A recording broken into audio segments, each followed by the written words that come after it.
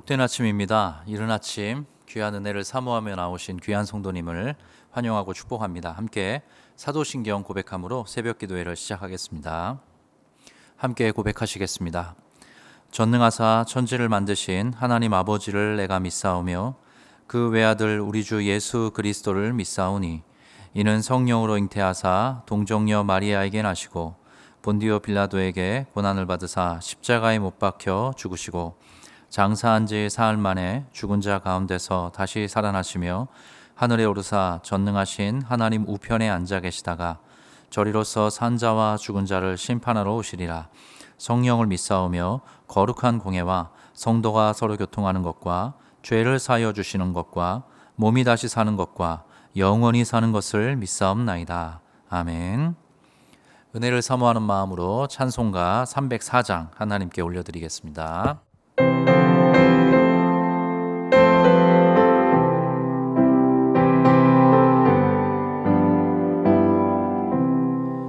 그 크신 하나님의 사랑 말로 다 영영 못하네. 저 높고 높은 별을 넘어 이 낮고 낮은 땅 위에 죄범한 영혼 구하려 그 아들 보내사 화목제물 삼으시고 죄 용서하셨네. 하나님 크신 사랑은 증량 다 못하네. 영원히 변치 않는 사랑 성도여 찬양하세. 괴로운 시절 지나가고 땅 위에 영화 쇠할 때 주 믿지 않던 영혼들은 큰 소리 외쳐 울어도 주 믿는 성도들에게 큰 사랑 베푸사 우리의 죄 사했으니 그 은혜 잊을까. 하나님 크신 사랑은 증량 다 못하네. 영원히 변치 않는 사랑 성도여 찬양하세.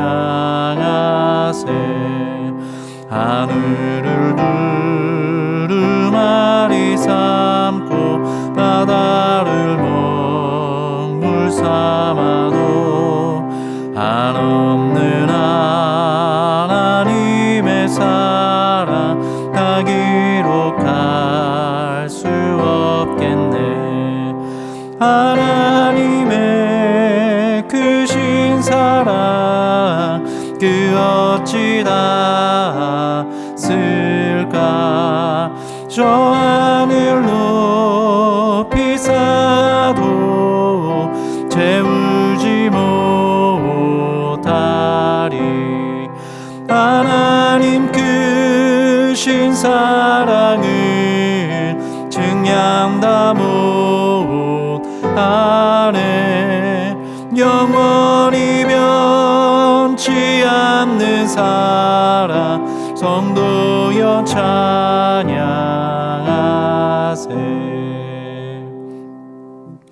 아멘. 우리가 오늘 함께 나눌 은혜의 말씀은 구약성경 요엘 2장 18절부터 32절까지의 말씀입니다. 요엘 2장 18절부터 32절까지인데요. 시간 관계상 18절과 19절 그리고 26절부터 32절까지 읽도록 하겠습니다. 함께 읽겠습니다. 그때 여호와께서 자기의 땅을 극진히 사랑하시어 그의 백성을 불쌍히 여기실 것이라. 여호와께서 그들에게 응답하여 이르시기를 내가 너희에게 곡식과 새 포도주와 기름을 주리니 너희가 이로 말미암아 흡족하리라. 내가 다시는 너희가 나라를 가운데서 욕을 당하지 않게 할 것이며. 26절입니다. 너희는 먹되 풍족히 먹고 너희에게 놀라운 일을 행하신 너희 하나님 여호와의 이름을 찬송할 것이라. 내 백성이 영원히 수치를 당하지 아니하리로다. 그런즉 내가 이스라엘 가운데에 있어 너희 하나님 여호와가 되고 다른 이가 없는 줄을 너희가 알 것이라. 내 백성이 영원히 수치를 당하지 아니하리로다. 그 후에 내가 내 영을 만민에게 부어주리니 너희 자녀들이 장래일을 말할 것이며 너희 늙은이는 꿈을 꾸며 너희 젊은이는 이상을 볼 것이며 그때에 내가 또 내 영을 남종과 여종에게 부어줄 것이며 내가 이적을 하늘과 땅에 베풀리니 곧 피와 불과 연기 기둥이라. 여호와의 크고 두려운 날이 이르기 전에 해가 어두워지고 달이 핏빛같이 변하려니와 누구든지 여호와의 이름을 부르는 자는 구원을 얻으리니 이는 나 여호와의 말대로 시온산과 예루살렘에서 피할 자가 있을 것이며 남은 자 중에 나 여호와의 부름을 받을 자가 있을 것임이니라. 아멘. 예, 귀한 성도님의 오늘 하루가 하나님의 크고 신실한 사랑 안에서 영유되기를 간절히 축복합니다. 오늘은 요엘 2장 후반부를 중심으로 말씀의 은혜를 나누겠습니다. 제가 설교 제목을 하나님의 회복은 언제나 이렇게 정해봤습니다. 하나님께서 보여주실 그 회복과 그 회복의 그림이 우리 가운데 어떻게 드러나고 또 묘사되는지 오늘 말씀을 통해서 그 은혜를 나눴으면 좋겠는데요. 두 단락으로 나누어서 살펴보면 좋겠습니다. 먼저 첫째로 하나님의 회복은 언제나 그분의 극진한 사랑에서 시작된다. 하나님의 회복은 언제나 그분의 극진한 사랑에서 시작된다. 제가 18절과 19절의 말씀을 읽어보겠습니다. 그때 여호와께서 자기의 땅을 극진히 사랑하시어 그의 백성을 불쌍히 여기실 것이라. 여호와께서 그들에게 응답하여 이르시기를 내가 너희에게 곡식과 새 포도주와 기름을 주리니 너희가 이로 말미암아 흡족하리라. 내가 다시는 너희가 나라들 가운데서 욕을 당하지 않게 할 것이며. 아멘. 18절부터 27절은 하나님께서 주시는 흡족하고 풍성한 회복에 대해서 그려주고 있습니다. 자, 1장에 나타났던 그 메뚜기 재앙이 이제 거두어지고 하나님께서 놀라운 회복과 또 소송의 역사를 허락해 주시리라 그렇게 약속해 주고 있는 그런 대목이죠. 근데 이 회복이 어떻게 시작되는가? 바로 여호와께서 자기의 땅을 극진히 사랑하시기 때문에 이러한 회복이 있을 것이다. 그렇게 알려주고 있습니다. 여기 이제 성경에 극진히 사랑하신다 이런 표현이 등장합니다. 참 너무 감격스러운 단어인데요. 히브리어로는 카나라고 씁니다. 카나. 극진히 사랑하신다. 우리 한글에는 이렇게 두어절로 되어 있지만 히브리어로는 카나 한 단어로 이렇게 되어 있습니다. 동사 형용사로 한 30번 정도 구약 성경에서 사용되는 대목입니다. 근데 이렇게 극진히 사랑하신다라고 했을 때 뭔가 이렇게 보드랍고 좀 따뜻한 그런 정서적인 표현이다 이렇게 생각이 되지만 사실은 매우 격정적인 사랑을 드러내는 그런 단어입니다. 특별히 한 번쯤 들어보셨을 텐데요. 하나님이 질투하신다 혹은 질투하시는 하나님에 대한 표현이 구약 성경 곳곳에 등장하는데 그 질투하신다라는 말이 바로 이 카나라는 단어입니다. 특별히 십계명을 주실 때 이 단어가 도드라지게 하나님의 마음과 하나님의 생각 또 하나님의 사랑을 드러낼 때 표현되는데요. 출애굽기 20장 말씀을 한번 보겠습니다.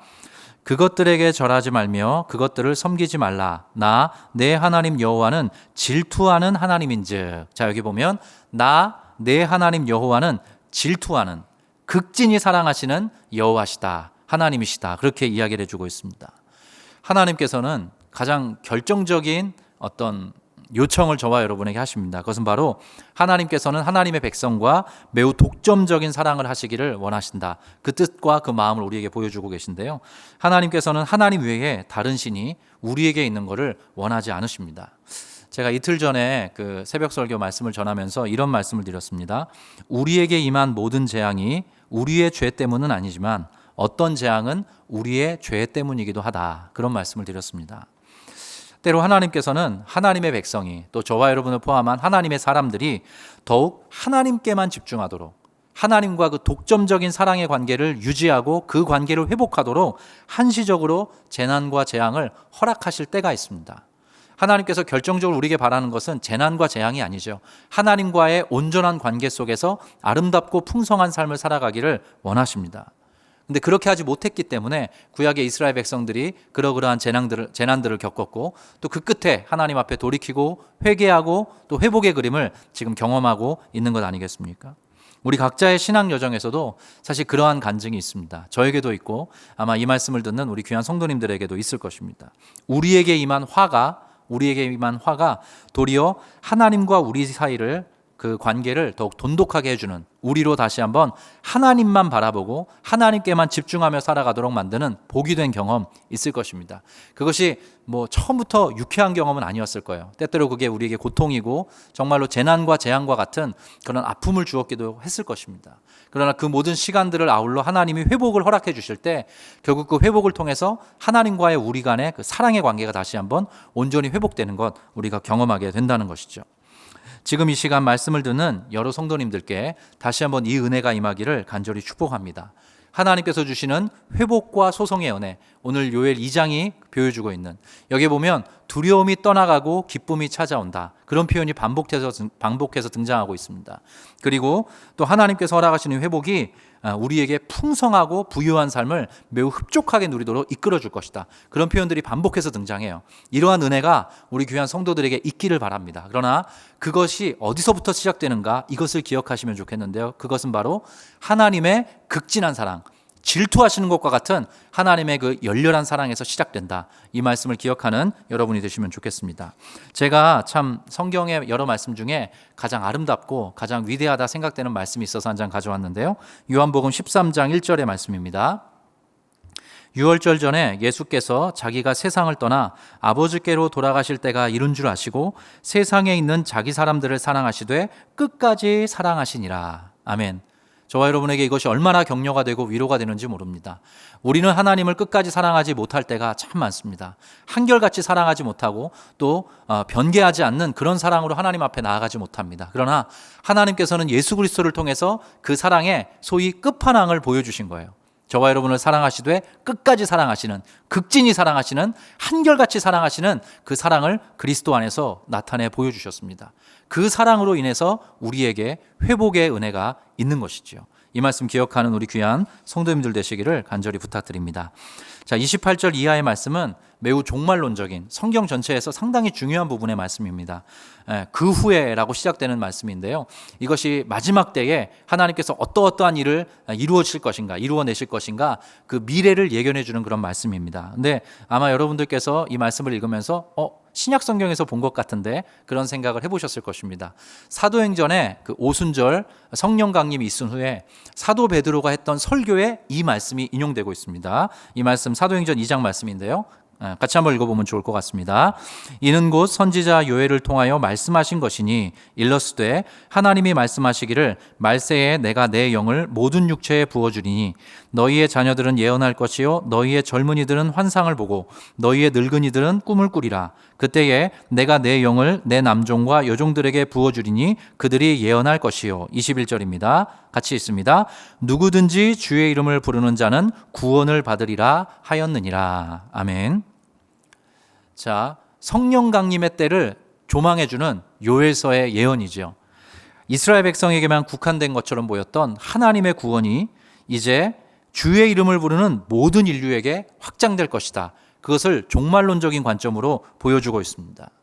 요엘서에 나왔던 약속이 수백 년 흘러서 오순절 성령 강림의 사건이 있었고, 또 그때 있었던 이 베드로의 설교 이후로 2000년의 시간이 흘러서 원래 하나님의 백성이 아니었던, 원래 하나님의 그 언약 가운데 외인이었던 저와 여러분이 하나님의 이름을 부르는 자, 구원을 얻은 자로 지금 살아갈 수 있게 된 것입니다. 그래서 이것이 얼마나 놀라운 장관인지 모릅니다. 하나님께서 허락하시는 이 회복 속에는 이러한 의미가 담겨 있는데요. 바로 하나님의 회복은 언제나 더 크고 놀라운 미래로 우리를 이끕니다. 하나님의 회복은 그래서 언제나 더 크고 더 놀라운 미래로 우리를 이끌어 가십니다.